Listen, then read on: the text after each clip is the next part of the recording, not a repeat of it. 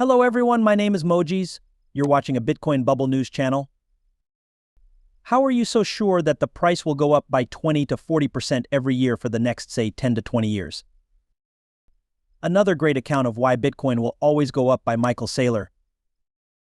You need to buy something that has a price, a quantity, and an endpoint. He also does something impossible in this clip from the show The Iced Coffee Hour.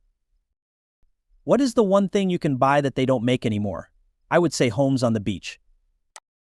Convinces Graham Stephan, who is the biggest real estate bull on financial YouTube, that buying Bitcoin now is a better deal than even getting a home on the beach.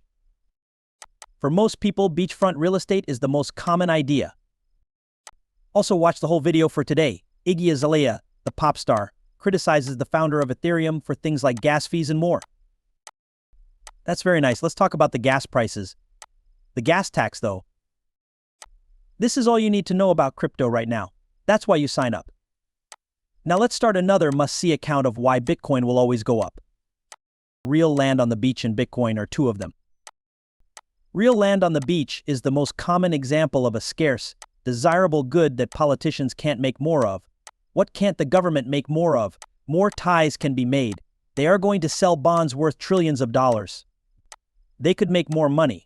That means you shouldn't believe that companies can make more Hershey's bars, more Kellogg's cereal, or more Netflix videos. Okay, you shouldn't buy anything that an AI can make because a company can make more of it in a plant. Yes, you do want to buy the rights to art. What do you think? If AI can make unlimited free individual art, then those works and their rights might not be worth anything. You don't want robots to do anything. You don't want anything that an AI can make.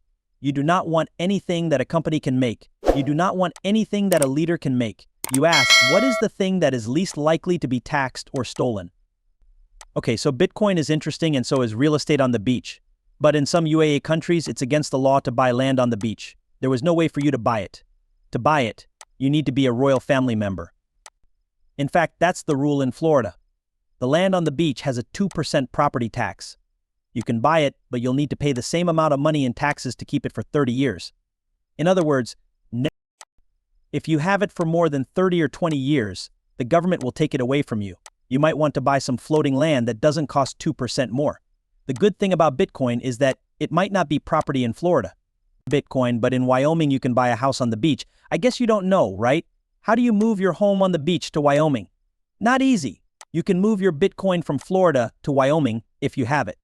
In the worst case, you could leave it with a guardian in London, Singapore, or Monaco, right? Take it with you.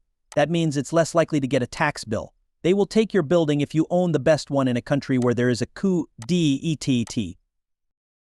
Take a look at what happened to all the people who owned land in Cuba. Didn't Castro get it all? So, you're asking the most important question. What makes me think that Bitcoin will keep going up? Due to the fact that all other investments are losing value. It's either not being handled well. Like, you want to buy stock in Kodak or Xerox. How did that go for you? Either your rival beats you, your management team beats you, or the workers' union takes over. What happened to when a car company joins a union, the union takes over and runs the company out of business? It's possible that wasn't a good buy. Tax risk, union risk, competitive risk, performance risk, and nexus risk are the different types of risks that companies face.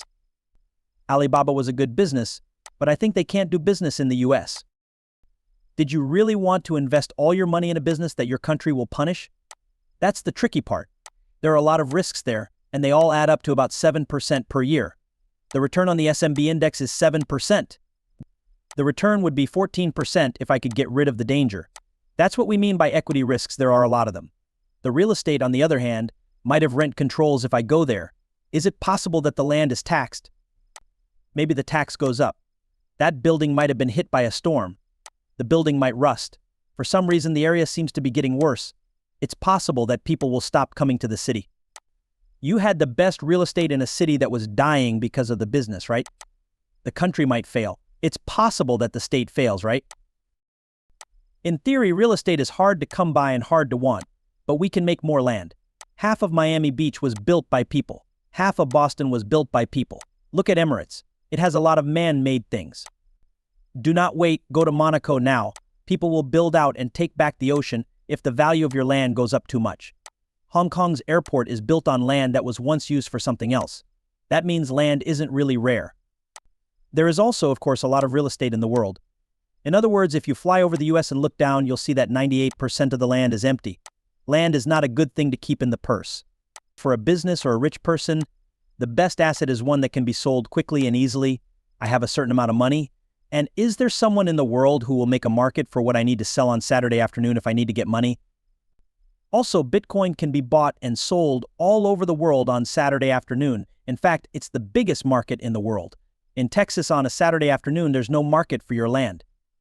Great podcast show. I'll put a link to the whole episode below. Altcoins, Iggy and Ethereum are now on the menu. Also, the best talk with Michael Saylor about how Bitcoin will skyrocket to $100 million. I'll also put a link to this below.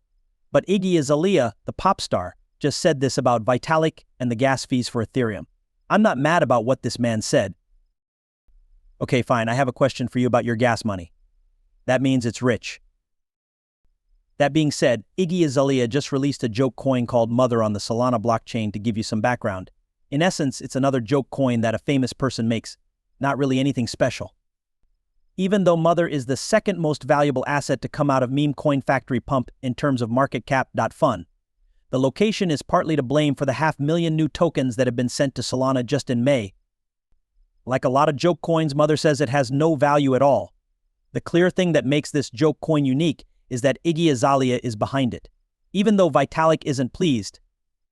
On Wednesday, Vitalik Buterin, the founder of Ethereum, criticized famous tokens that only talked about financialization as a means to an end and not as a big goal in itself.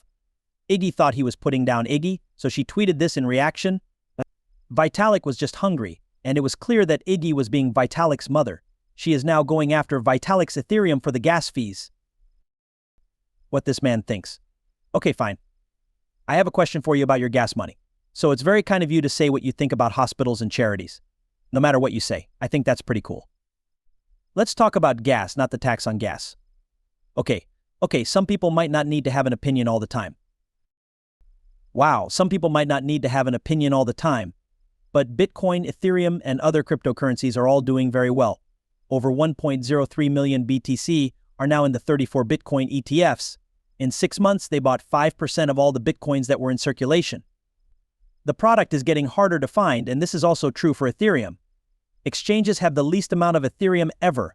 Ethereum ETFs are about to shock the supply of ETH in a big way. It's pretty clear which way this trend is going. And reading stories about altcoins. It won't be long until the Cookie 3. And I'm sure this will definitely send boys. In other words, I have money in Cookie and I also give advice. Because of these things, a lot of people are positive. A marketing and AI data layer called Cookie 3 was made for Web 3. In short, it helps businesses, creators, and users sell themselves and build communities. For Web 3, Cookie 3 works in a way that is similar to how Google Analytics works for Web 2. If you hold a cookie, you can join special coal games and get free tokens. Of course, the Spartan Group and Animoca brands are behind it. Spartan Group is one of Cookie's main investors.